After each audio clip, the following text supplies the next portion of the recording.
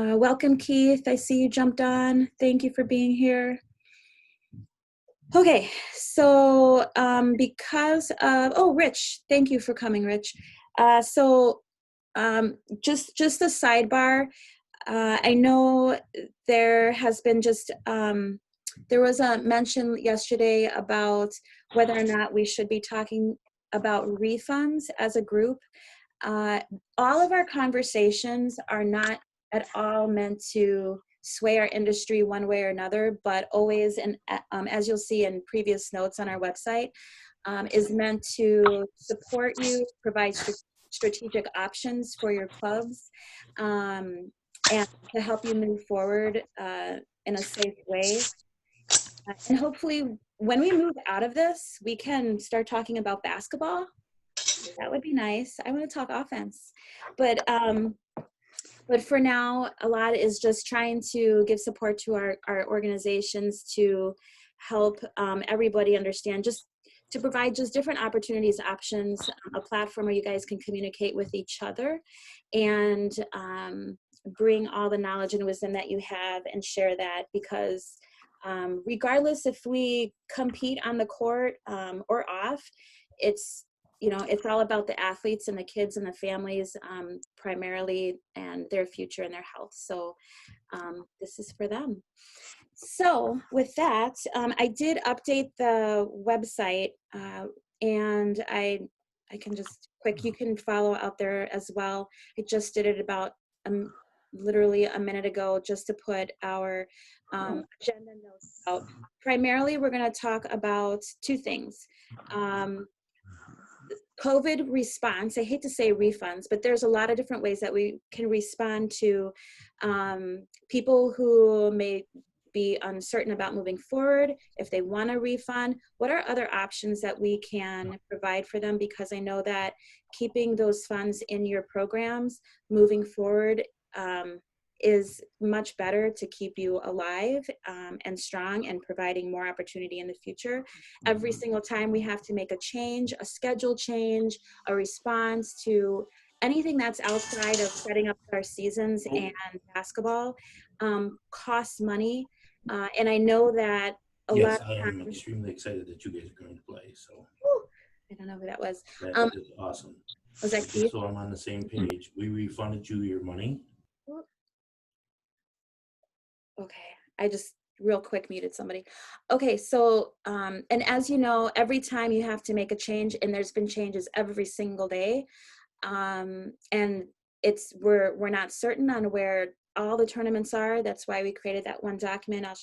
It's actually out here as well for you to update your tournaments and let us know if they're canceled even. So that way, if you haven't updated your website yet or taking time to do that, people can know and plan, because time is short and some people are starting with practices now or in a couple weeks. So if we can get everybody on the same page, that just helps move things forward. I want to start with COVID responses first. Hey, sweetie. COVID responses first in terms of refunds and other options, because then after that, we can get to the NCAA announcement, because I think we'll then talk about some tournament options that we started throwing out to each other last week, or excuse me, on Wednesday. So this is going to be a little bit of an open forum, and I'm going to actually take some notes. So I'm going to share this screen.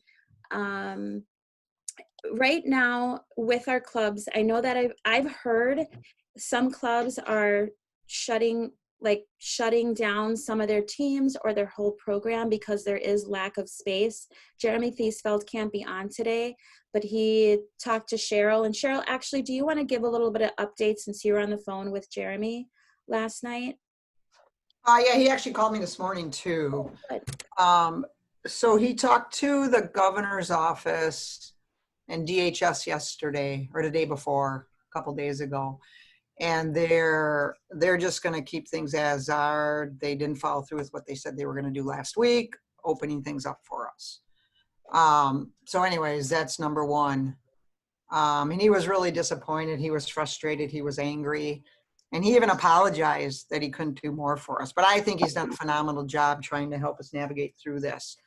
And then this morning we talked more, and he said that he's getting contact from a lot of superintendents from school districts because they don't know if they should cut budgets. They don't know if they should plan to be in school or out of school this fall. And I mean, right now it's just so frustrating. It's just organized chaos. And you got superintendents that are in charge of school districts that don't even know what to do.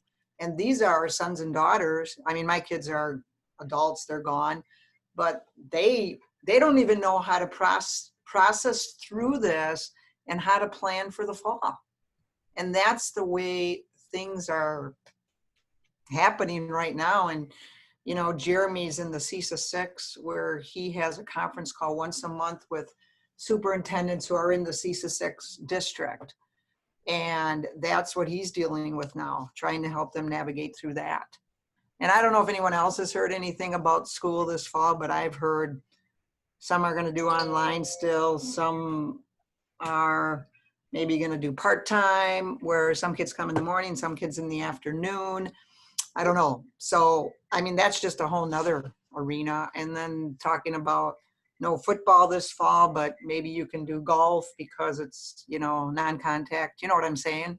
So we are just really in unprecedented times, and there's no telling what the DHS is going to do this fall. That's my take. So I don't know if anyone's heard anything else from superintendents, but that's kind of the buzzword up here in the Fox Valley area. And Lisa, you would know this. I heard Appleton canceled all their youth sports programs through the summer. I saw that on the news the other night. I missed that, but that's what I've been hearing is Yeah, it was on the news. anything Yeah. schools, yeah. Anything school related, they're just not doing it during the summertime. I can tell you this from talking to my AD that they haven't made any decisions on any fall sports at this time. And I know that every school district, I mean, from working in a school district, everybody down by us is trying to set up so that we're at least hybrid, where students are there part of the time. Everybody pretty much agrees the online is not good, so. Matt, what school district are you with? I think I saw that yesterday. Janesville. Okay. Janesville, you said? Yeah. Okay. Yeah, and that does seem to be the main theme, is that there's probably going to be an overlap of athletes, or not, excuse me, I'm always talking about athletes, students who come to class. So some will do a little bit of work online, come certain days, and then they'll flip flop. It might be. What about sports? What about sports? It's a great question. My AD told us that as long as there's students in the building, as long as it's deemed safe and they come up with safety protocols and say it's safe, that sports could go on. Or at least that's his understanding. I don't think anybody knows.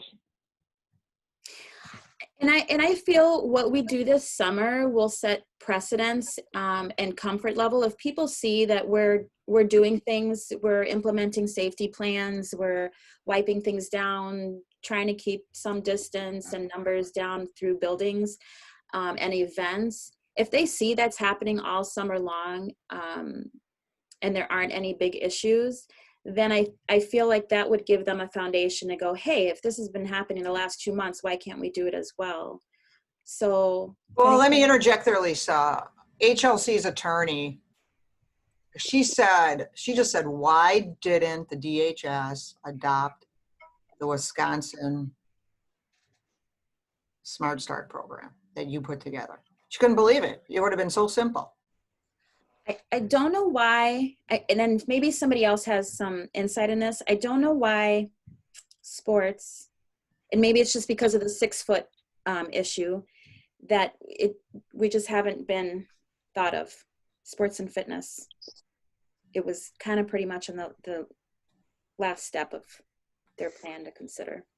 Lisa, I don't know if anybody noticed, but I had the Eau Claire County Health had sent over to me today an article that just appeared today that the COVID virus just had experienced its biggest numbers and deaths in Wisconsin this Wednesday.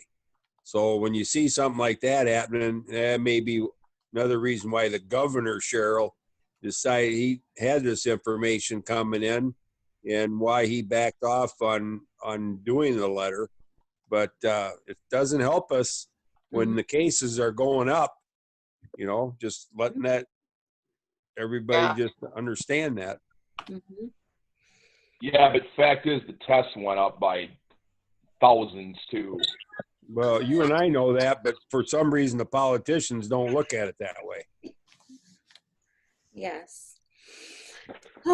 So, in moving forward, let's talk about responses. I know that it's interesting. Back in May, when Blaze sent out early May, late April, early May, a survey, most people were just kind of waiting around. They're like, you know, we really want something to happen. We want our athletes to move forward. We had an average of only one person per team asking for either a refund or moving forward or to push it off into next season.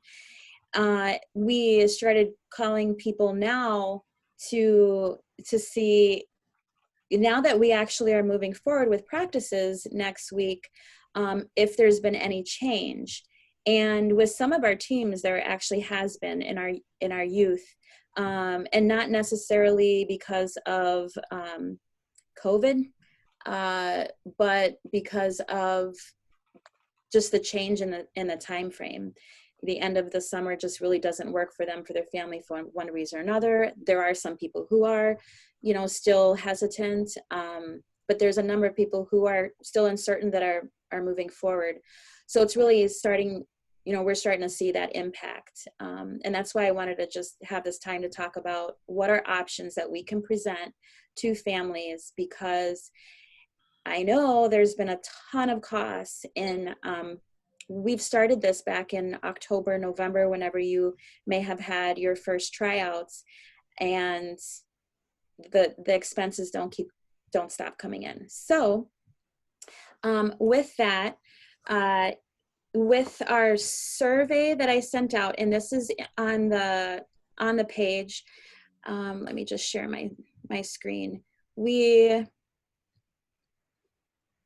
had some options that we gave families initially, and I'll type those up.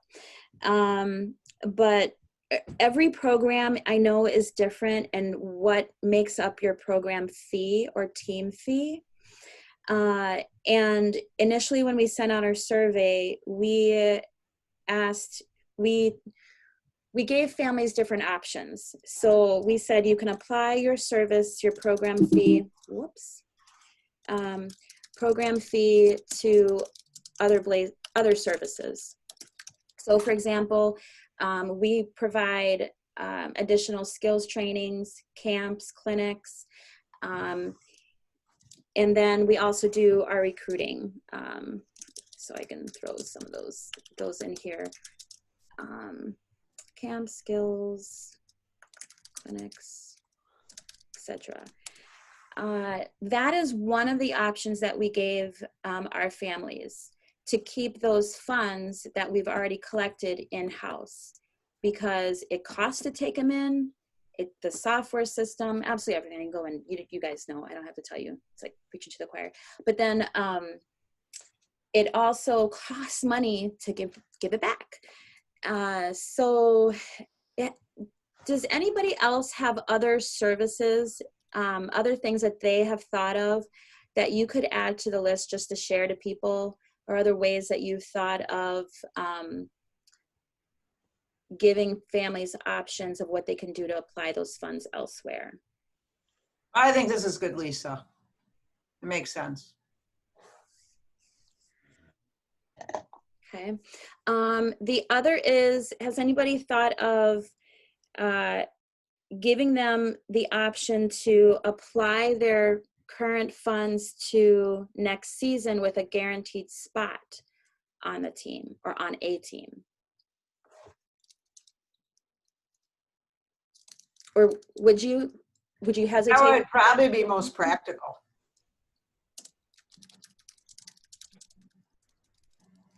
Yes, that's what we're doing. Yeah. Rich, that's what you're doing? That's what we're looking at. If we end up canceling it, that's what we're going to do. Now, That is what we are doing as well. Yeah, that's what Dynasty is doing as well if we have to cancel. okay. Are you guys still giving them an option for a refund in addition to that, or are you just saying this is your option? Just curious.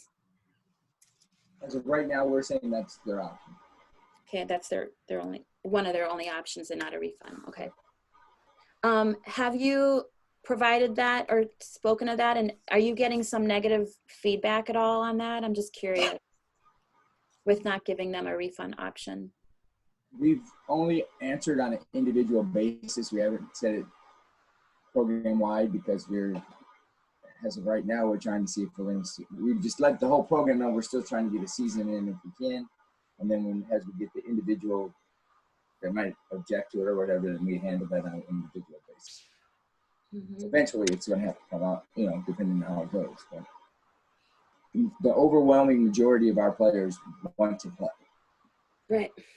But there's, like you were saying with your teams, there's one or two on each one, and then that becomes an issue too. So We have not gotten any negative feedback either, and we're telling them, as time goes on, we're still evaluating how the situation goes and things like that. But our kids that we've had a lot of them for multiple years, so rolling it over, they were going to pay next year anyway. So, unless there's a desperate need for money due to unemployment, laid off, furloughed, whatever. I agree.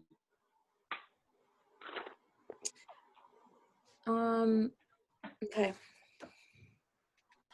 Go back to my screen here. Yeah, Lisa, let me chime in there, please. Yeah. So HLC, we didn't close our doors, but the 3 locations we happen to run our teams at, we just can't get in any gyms. And so what we're going to try to do is do some skills and drills later this summer, do some fall ball, and send out notices that refunds are available if you don't want to be part of our program, but then you can't participate in the skills and drills in the fall ball. If you want to transfer your money over to next year, you can do that and be part of that.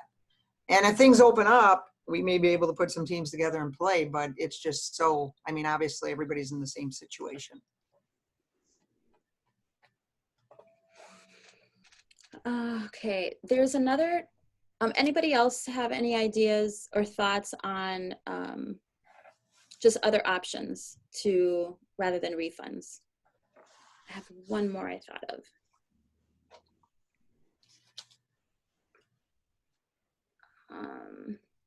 So if you're a 501c3, the other thing I thought of was just asking for them to donate, because sometimes people have the funds to do this, but for one reason or another, they just, with conflicts, they can't. So in their mind, they're thinking, well, then I should just get my money back.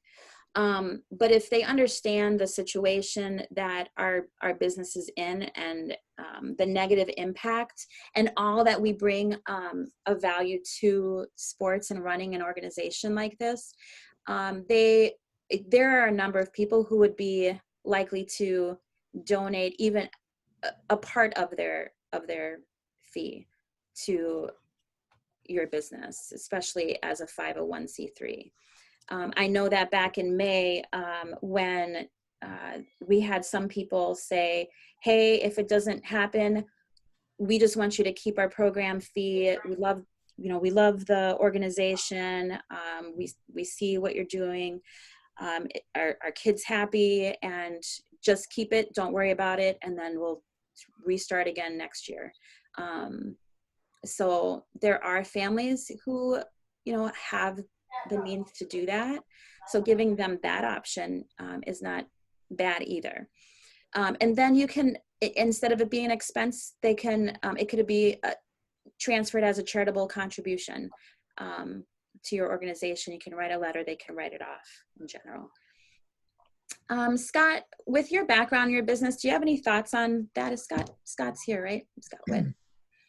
Thoughts on what? On the, Charitable contributions or funds or just options in general? no, not really. I think every club is going to do, what makes sense for them, and I expect they'll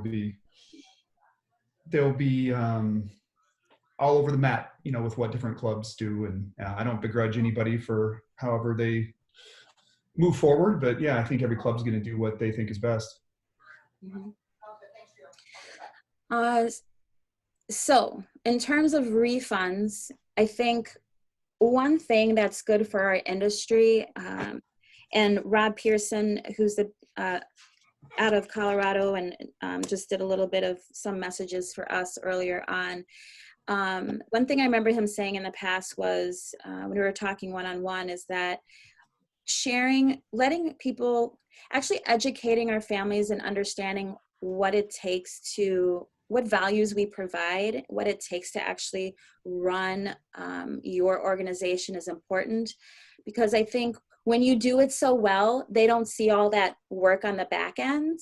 All of a sudden, you've got a platform that you're emailing, you have a website, you have a schedule that's just there, and they don't see the number of hours that it takes to pull a team together, to run those tryouts, to communicate to different people, to talk to families who are on the edge, and you might talk to them for 2 months before they commit. And you're doing that for the entire team and all those families that are on each team, to provide them with the right experience and opportunities, uniforms, everything. So we as an organization listed out the cost of just some general notes of the cost of administering our organization. This is not even all of them, but these are some things that if you do provide refunds, to consider. We have budget line items that we've done since day one to figure out what makes sense for a fee that we should be charging people based on how we run our organization.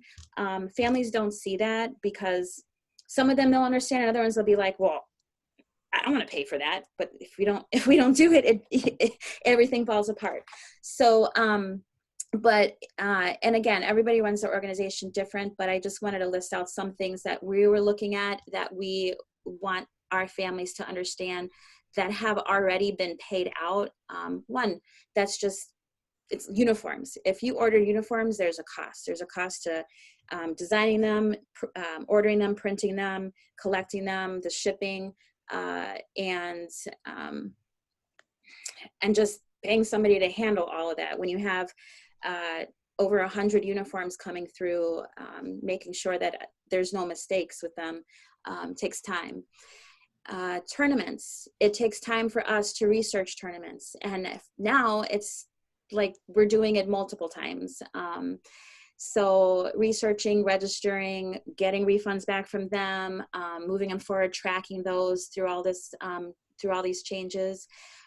We had our practice schedule already all put out for the season before everything shut down back in March. We've already put out deposits to the venue that we use to hold that. So those costs were already out there.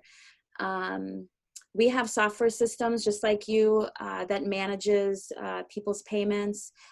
We use because of our facility, we use MindBody to handle our scheduling and receiving payments for program fees, fitness fees, whatever they might be. That is a cost. Our websites, we also use TeamSnap as our communication and sharing engine for each one of our teams. So just the IT, the computer costs just to run the organization for you, I'm sure there's a load there. And then another thing that we started doing a few years ago, well, we've always tried to do fundraisers. And then in the last couple years, we've tweaked it a little bit where I differentiate between program fee and team fee. So there's a team fee, but then we also ask the families to either do a fundraiser, or if they don't want to do the fundraiser, to buy out of that for less. So for example, they would have to, and every year we've done something different. I don't like fundraisers because it just takes so much time. So that's why we provided that buyout option. But that fundraiser, they have to sell $300 worth of goods to raise $150 for the program, so we can get, replace basketballs, any equipments, and especially if we're in like 9 different locations and gyms, we need more basketballs, we need more supplies for our coaches because they're in different venues that may not provide what they need. We do pay our coaches, and that helps offset those costs as well. But then if somebody doesn't want to fundraise that $150, we say, if you don't have the time or you don't want to do it, you can buy out at $100. So this year, because of the situation we're in, we're also letting the families know, in addition to some of these costs to administer the season, that is something that, like, literally there's no way of giving money back, because some people fundraised, some people bought out. Like that is almost a quote unquote donation in itself to the organization to allow it to continue year to year, outside of the normal costs of just putting together the season and launching it. So those are some of the things that I just wanted to share with you. And again, everybody runs their organization differently. So how you provide your refund, I don't want to say that there's any right or wrong way to it. I know that I was having a conversation with someone, and I think the only thing that's, and again, everybody can run their business how they want, but I think the one thing that could, and I've seen it on the volleyball side, but that could hurt other organizations, is when people say, well, we're just going to give you a full refund. That actually makes the other organizations, we hear those things. Parents will be like, well, I heard this person got all their money back, and then they're saying, why am I not getting all my money back? And I think more than anything, it injures the industry. If we really want people to realize that we are a business, and there are costs to business, just like there's costs to us running our household, we want to show people that there is value. I'm sure nobody's making $1 million buying a yacht. I know we all give out of our own pockets to help athletes participate however we can, whether through legal, WAA legal sponsorships, fundraising, lowering fees for teams, whatever that might be. But when you're doing it for the right reasons, you're not going to make money. I didn't pay myself for like 8 years. Then I started taking a little bit the last 2 months, and that went out the window. So first and foremost, we try and take care of our coaches and our families and our organization, and it's costly. Lisa, can I add something about fundraising, please? Yes, ma'am. So actually, I'm gonna bring this information to the state AAU meeting. I think, Keith, it's moved to August now, but I was approached by an organization called Hutera. Yes. And we're doing it. HLC is going to start it this fall. And what it is when you go to Walmart or Target, or you go buy food somewhere or products or whatever, a percentage of that's going to go back to your account to be part of Higher Level Camp's program. So what I'd like permission to do is send the person that I'm working with. I said, I think there's going to be other AAU basketball programs that want to do this. So I'd like permission to get that information to them, and they can contact each director directly. And if it's something you want to do it, great. If you don't want to do it, you don't have to. But I'm not a firm believer in fundraising, because parents tell me they do it all school year. And this is so simple. It's simply when you buy stuff, your daily products that you live on, stuff like that. a percentage of that's going to go back to your account to be part of HLC. Yes. We're moving to that too, Cheryl, this year. We were going to launch Hutera like in February, March, and then when COVID hit, we just felt it wasn't Oh, okay. the right time. Well, I'll just get that contact person, if that's okay with everybody, and you guys can decide what you want to do, but it's very simple. Do you use Bethany? Is that who you've spoken to? Yeah. Mm-hmm. Yes. Yeah. Yep. And someone else, I can't remember who. Yeah, but like that, everything shut down. Okay. Yeah, definitely. Let's get that information to them. Yeah, I'll do that then. I'll handle that. Yeah. And then it's up to each director what they want to do. Yep. Yeah, it's nice because then you're not asking people to sell things. They're just, when they buy something, it just, a percentage hits the account. And schools are starting to use it too. So the parent, the athlete can decide if it goes, how much goes to choir, how much goes to your organization.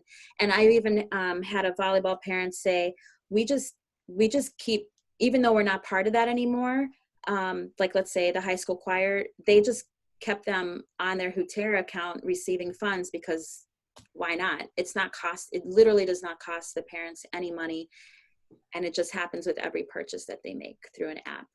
So anybody want to discuss anything else about refund options or have any questions or issues that you want to talk about with that?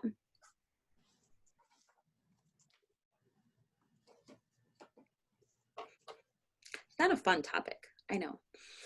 So let's roll into the NCAA announcement. So I sent out that email when I saw it. I'm like, I just got to share it, make sure everybody sees it. From what I know, and please jump in if you've heard more since then. Like Corey said, they were going to make an announcement, and they did. They have extended the recruiting dead period through July 31st. NCAA has, and one of the which means no coaches at these, there's no viewing periods any longer, NCAA viewing periods. They revoked those certifications. No coaches at the viewing period time slots, but they can continue to communicate with their with athletes. Has anybody heard any updates since Wednesday night, I believe it was? A lot of questions have come through about whether or not that's the same for D2 and D3 coaches. Lisa, I did speak with D2 and D3 coaches in the last couple of days, a handful of each. D2s are in the same loop. They can't come out. D3 coaches, it's based on the institution. I talked to Tammy Tills at Lake Forest. Her institution says she can go. So for Division III, it's completely up to the individual colleges whether they're letting their coaches go or not. And she's one that is allowed to go. But D2 and D1, no. Have you gotten any feedback on whether or not people are going to go? Because I know some people still are hesitant just because of the COVID concern or issue.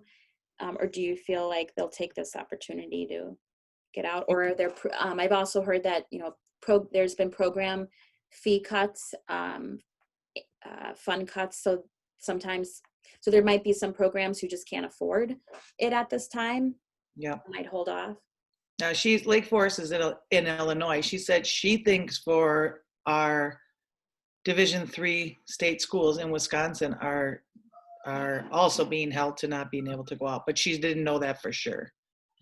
She said where she is, it's by institution, what she's heard from her athletic director and whatnot. So not much, but it's a little bit. So I don't know if they can. A lot of D3s, I think, are turning into the Baller TV anyway because of funds. And there has been a lot of cuts. The coaches themselves are taking pay cut after pay cut and losing their assistant coaches as well. I know Oshkosh has furloughed all their assistants. Only head coaches are allowed to work. Okay. The other thing I heard as well is that because they get a lot of funding too through camps, by running camps in the summer. And since they can't run those, I've heard that, they're out tens of thousands of dollars, $30,000 to $40,000 off not being able to run that. And that does supplement the coach's income. It's probably why they're furloughing those assistant coaches. Yeah. Lisa, this is Todd Borowski, and I know I mentioned this on Wednesday. I think we'd all be foolish to believe that we're going to see a bunch of college coaches, even Division III, this summer. Like, it's just not going to happen. Because of exactly what Mary Ellen said with regards to state schools are not going to allow them to go.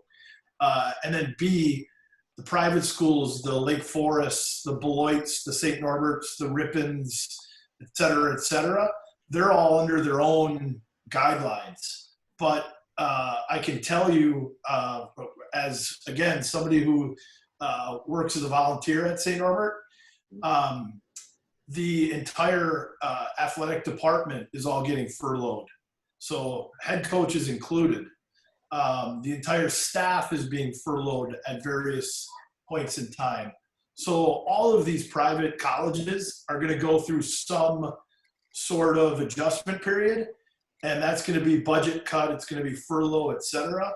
And that'll trickle down across the board. So the Division I component is big, but that'll flow through to Division II and Division III across the board as well. Okay.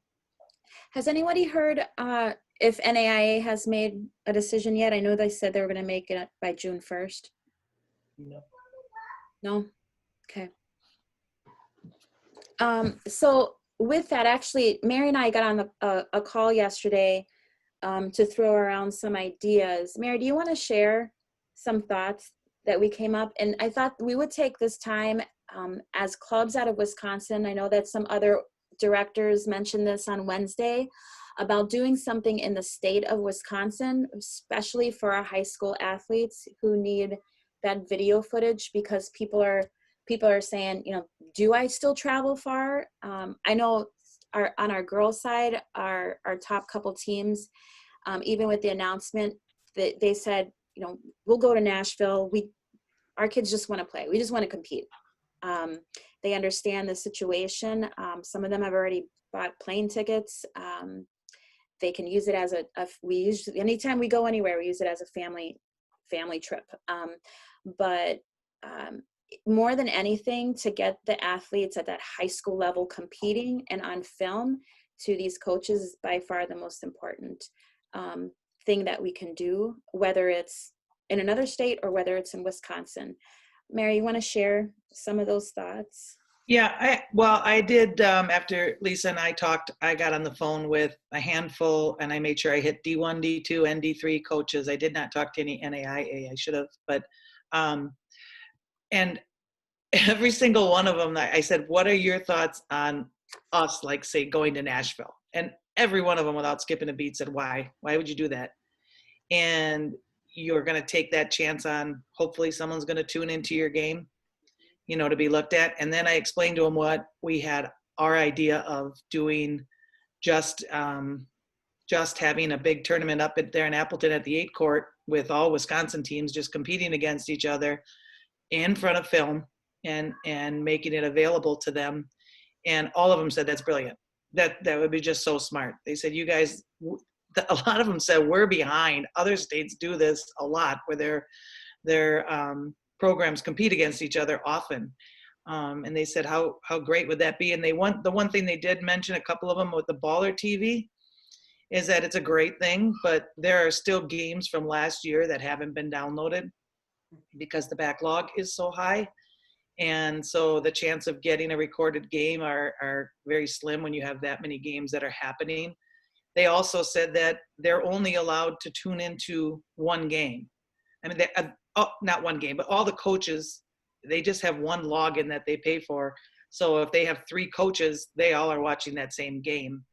Whereas if we did it on a YouTube channel, they could, because they're all in different places. They're not all sitting in an office together anymore. They're back in their homes. So one coach could watch one game, one coach could watch another game. So there could be 3 different games being viewed by the same university. And it was a coach from Northwest Missouri State that said that would be so awesome. He said, because my coaches are all over the place and we're not together at all. So with Baller TV, they're stuck watching the same game, whereas they could watch multiple games if we did a YouTube channel. And Lisa and I talked about maybe calling it Recruit Wisconsin Basketball, and you can dump games into there, and then all of us have so many college contacts, you know, just it would be our job and our kids' jobs to get that information to college coaches. We could have live stream and we could have recorded, same thing, and just get that farmed out. At least something's getting in their hands, and maybe more people would watch simply because it's just Wisconsin. Love that, just Wisconsin. I like to dream big. So I thought of another element that we could add into that. So we get all of our clubs together, we get those games going. We, like Mary said, we're recording every single game, so we make sure that all the athletes have that film to be uploaded. But then I thought, how cool would it be if we had a main court where everybody goes through, everybody gets to play through that main court at least once against another team. But on that main court, we pull in a production company, and I know there's guys who are like I don't follow them, but they run high school games and play-by-play, and in this area, also down south, that maybe we ask one of them to come in and run a game and announce the game and give them the feedback and the history on our players. So that way, if a coach is watching that game live, it's not just they're just watching the game, they're actually hearing about the athletes, where they're from, you know, what their background is, and it's just much more intriguing and real, because we know that a lot is gonna be missed not being there live. They're not gonna be able to see how does that athlete, you know, handle adversity when they come off the court. If they're ticked, are they able to keep their composure on and off the court? How do they communicate with their coaches and their teammates? You know, what are their parents like after a game? You know, those are some things that aren't going to be able to be captured. So I thought if we can think of other little ways to make it even more live and real for them, it would be better, or it'd be cool. It'd be better. I don't know. What are your thoughts on that? Lisa, I love the idea, but my question, one of my major questions would be logistically hosting it all in one venue for all of the clubs. Is that a reality, or are we better off to consider, Champion Center in Appleton, Center Court down south, and divide and conquer? And maybe it's over the course of 3 or 4 weeks or something like that. And again, I even suggested on Wednesday that we consider a weekday, right? And so I'm just going to make up hypotheticals, but say on a Tuesday night, Wisconsin Shooters and Wisconsin Legends and the Blizzard play at Center Court. And then one-on-one Milwaukee, Impact and Blaze play at Champion Center. And then if we could find a third location, we'd get other teams going to the third location. And then maybe the next week that rotates. Yeah. Right? And you play 2 games in a night, you're out of there. There's no hotels. Logistics are pretty clean. I don't know if that has any merit or not. It's just an idea. Yeah, absolutely. I know when Mary and I were talking about it, we looked at 2 different weeks that we thought. One was not a viewing period week. That way, if people were adamant for whatever reason about continuing to go to the tournaments that they signed up for, it could be that week of, what were the dates? I'm sorry, Mary, July 15th. Or 16, 17? Was it Tuesday, Wednesday, or Wednesday, Thursday of that week? And then the next week during the viewing period, if for some reason you don't want to travel very far for something that you may not have registered for or did, because for example, we in that second viewing period, we're going to go to DC. We had gone to Atlanta last year, and we're not going to do that. I know that there's other venues, there's other things we could do in Iowa, Indiana, but if we want to stay here in Wisconsin, it's free for us to do so. And we have the locations. And I think the more we can support all those private venues like the Champion Center, Center Court, Just a Game, we can come up with a really slick plan. It's going to take some work and coordination, but we can. The like what Todd was saying is probably good for those if you're from more of those locally, your teams are closely based to each other, and if you're from the eastern part of the state. But for all the rest of us, that probably wouldn't be something we could do, because we can't go 3-4 hours for some of our kids to play 2 games. So I think more of a tournament style would work if we wanted to do something. We're trying to get all the clubs incorporated together. And I like the ideas of moving the different locations and giving those private facilities our business and keeping it in state. And then maybe there's things where certain age groups are only at this location, or certain age groups are at another location, or different weekends. You don't have to have every age group at the same spot at the same time. Right. And I agree. That's a phenomenal point. I know Scott Witt had mentioned with their tournaments in June, which Scott, I really hope you're having them. So, but because we will come. But I think we can set it up where you can have both days, and then if you want to play both days, you can be scheduled for both days. Or let's say you're a team or a club that you can only commit one, then you get those 2 or 3 games on that one day. I think it would take just some more work with the scheduling, but I'm pretty sure that's feasible. Yeah, Lisa, if I could just jump in. I have to go at 1, so I just want to make sure I mention this before I go. We are planning the second weekend and fourth weekend in June. If everything goes according to plan, we'll be hosting tournaments at Center Court. And I don't even know if I'd really characterize them as a tournament. It's more of structured, almost like a showcase where you have your opponents and times predetermined.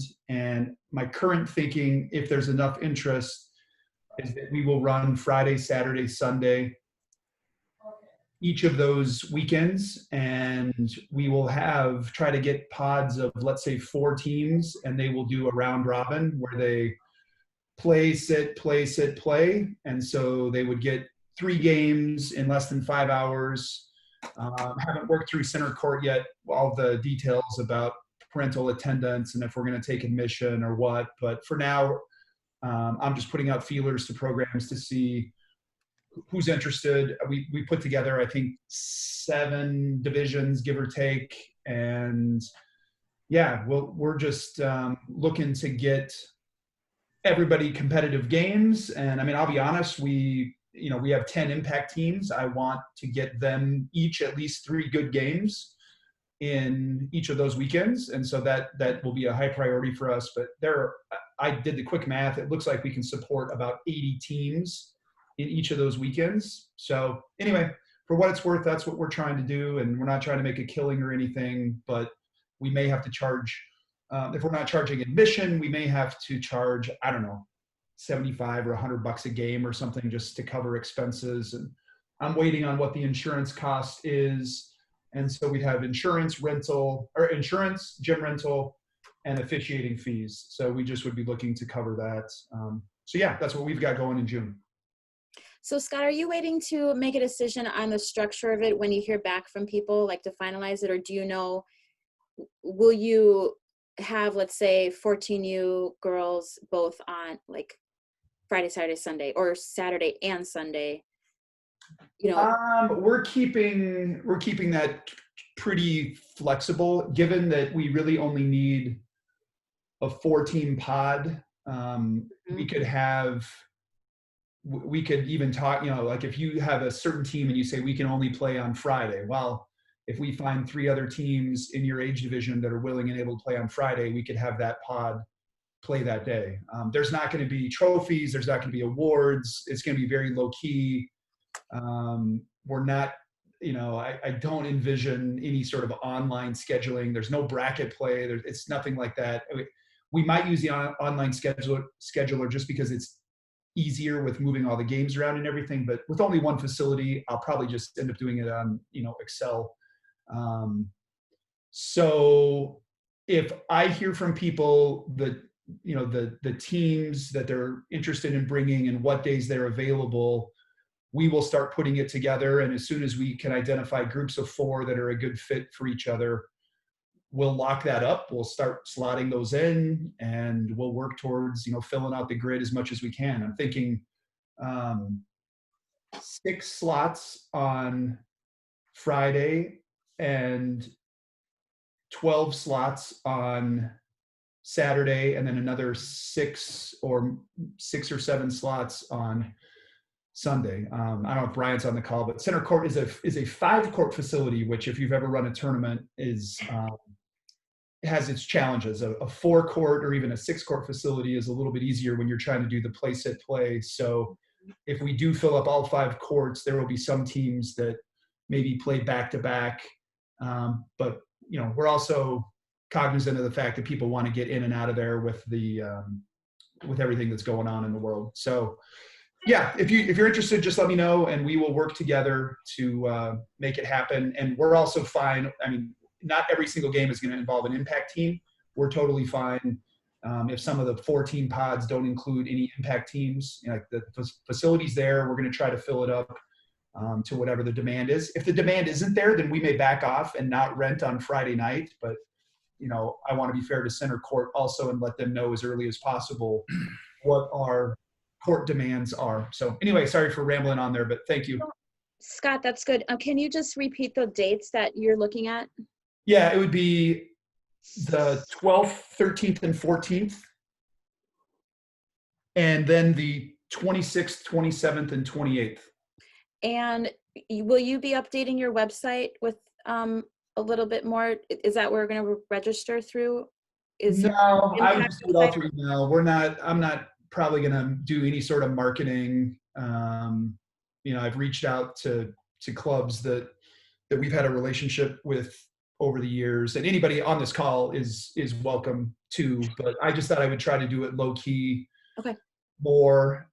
Also, I should say, to be clear, we're on the more aggressive end of the spectrum, I guess you might say. I'm not expecting, if I'm told that everybody has to wear a mask that comes in, that's fine, but that's not where I'm coming from. Mm-hmm. On this.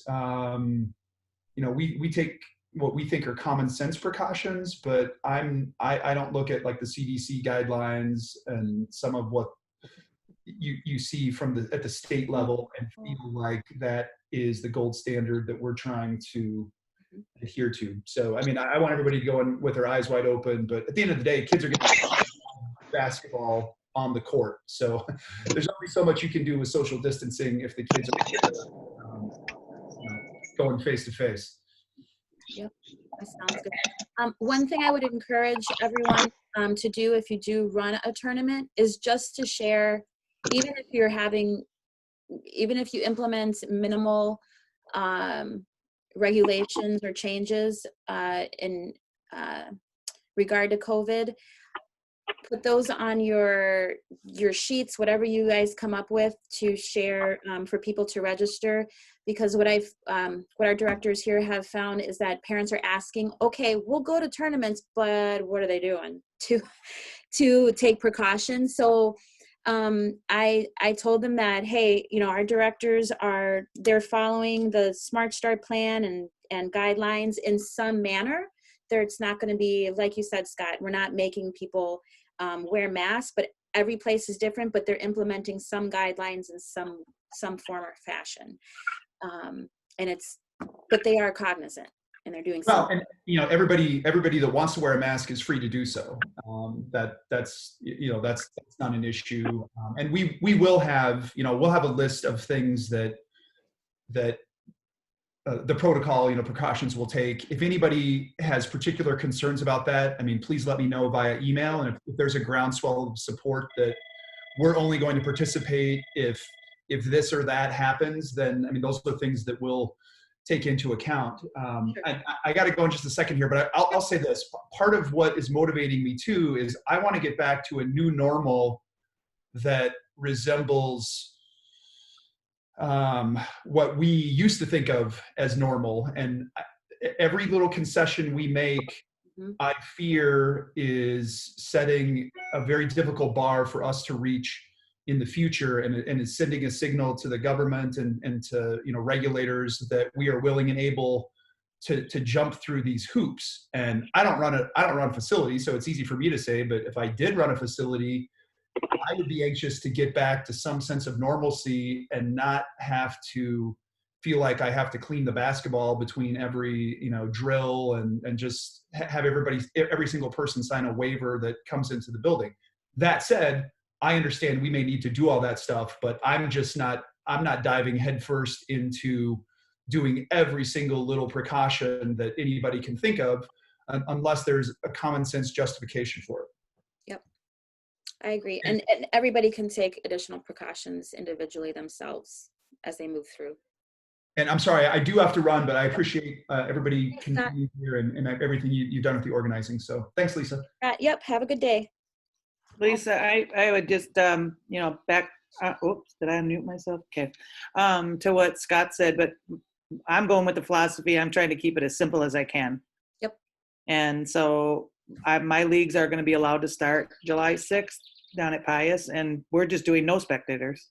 I'm keeping it simple. Otherwise, that's all those chairs that I'm supposed to wash down and whatever. And, parents are already trying to figure out how to live Facebook. I'm letting 2 coaches and 1 scorekeep in for the games. And just the simpler I think I can keep it, the more likely I am that it's going to go and not get shut down because of something. So parents were a little wiggly at it first, but everybody's accepting it, and they're trying to figure out ways to film and whatever to be able to watch their kids. But heck, I don't know. I grew up, my parents didn't watch me play till I was on varsity, and then they'd come once in a while.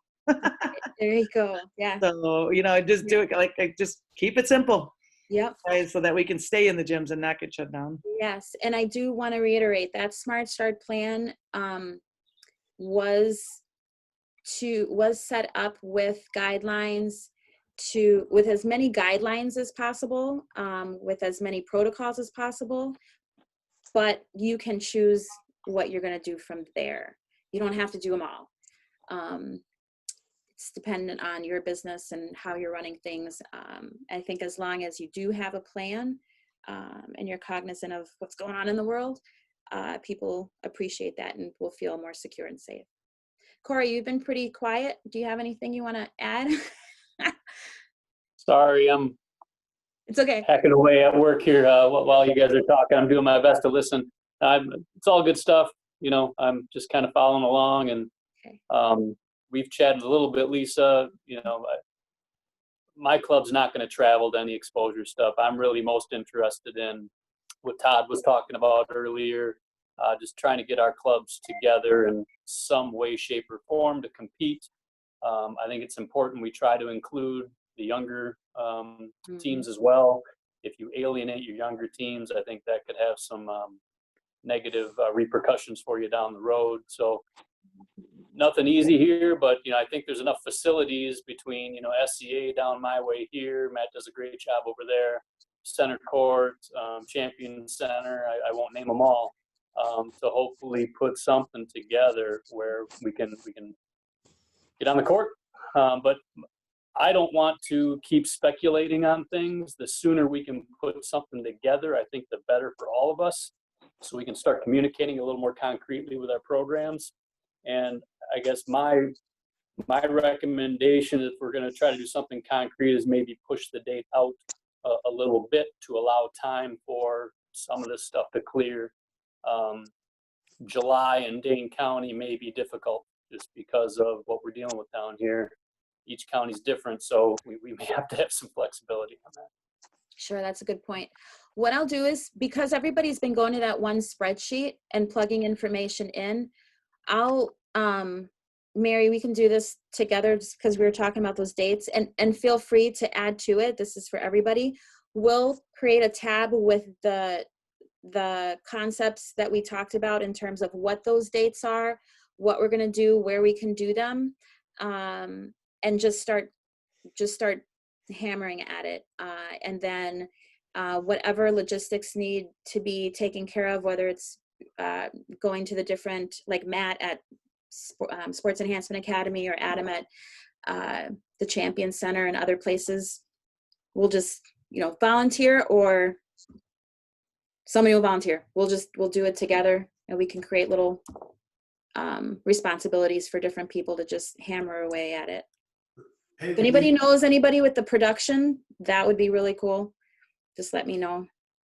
Lisa, to kind of piggyback what Corey said, personally, like, I'm interested in Scott's events. I just am on a more conservative side of the spectrum. And that early June one for me is just a little too iffy yet, for a number of reasons. Most importantly, I don't think our girls are acclimated yet. That's the one that's glaring to me. As we get closer to July, I'm much more intrigued. Because of the acclimation period they can go through to get themselves back ready to play live interactions. And then B, it's hopefully further away from what we're going through now. My concern has been, what do we do with the younger groups, right? Like, again, I was just going to ask the question before Corey stated it. I'm concerned about saying, hey, we're done with you for the year. We'll give you skills workouts, but that's really it. I don't think that's a great look for us. But I do know that we have to focus on, the older age groups. I would suggest, if we are going to do something, that we possibly put together a committee from this group of us here, and maybe there's one or two from the south, one or two from the north, one or two from the west and or central, and try to see if we can, in a smaller group, in the next 3 or 4 days or by early next week, come up with a plan. Because, again, similar to what Corey said, my frustration individually has been not being able to go back to my families and say, all right, here's what we are going to do. Right? I keep waiting for this magic bullet that we can put in the gun and go, yeah, here we go. Yeah. And there hasn't been anything. And every day that goes by, personally, I start to feel, all right, we're in great shape. We're ready to go. We had one workout with our 16Us this week. Felt great. And then today I wake up, I watch the news, and I see the COVID numbers go up, and I'm like, I'm a little pessimistic. So I think if we could, in a small group, put something together and then come back and present it to everybody, maybe it gives us all some hope for doing something. So let's do this since we're over time. Todd, that's a great idea. Let's create a committee for tournaments, for making sure that the older kids and the youth still are being served. If you want to be in that tournament committee, and it would be great, like you said, to have people from the north, the south, the east, the west. Do we have an east side? That just volunteer. In the email to the group, you should have the most recent one. Just throw your name out, or if you want, text me 920-450-1004 and volunteer, and then we can decide when we'll meet. If anybody have anything else to say before we hurry off to the world? I appreciate you guys for taking all this extra time. Thank you so much. And Lisa. Yes, Rich. Thank you. Thank you so much, Rich. Have a great weekend. I hope you guys go golfing. Thank you, Lisa. Yeah. You're awesome. Yep. All right. Awesome. Thank you. Have a great day.